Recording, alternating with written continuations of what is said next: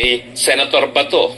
Pangalawa, nung Manuel na patawarin na natin siya dahil siya ay miyembro ng alam nyo na. Pangatlo, si dating Presidente Gloria Macapagal Arroyo.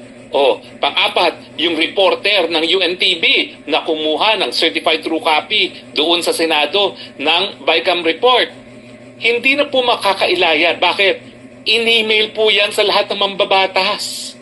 So lahat po ng mambabatas yan, kung 330 congressmen and 24 senators, meron po silang mga kopya na soft copy ng BICAM report na magpapakita na at least 30 pages ang meron pong mga blanco. Huwag naman po sana isipin ng tao na mga presidente ng Pilipinas at hindi alam ang pagkakaiba ng GAA sa BICAM report. Sir, kahit 50 beses mong basahin yung 4,000 pages na yan, wala ka talagang makikitang blank sa GAA o sa General Appropriation Act. Dahil ang sinabi naman ni Congressman Ungab na malinaw na sinusugan, Nino, unang-una,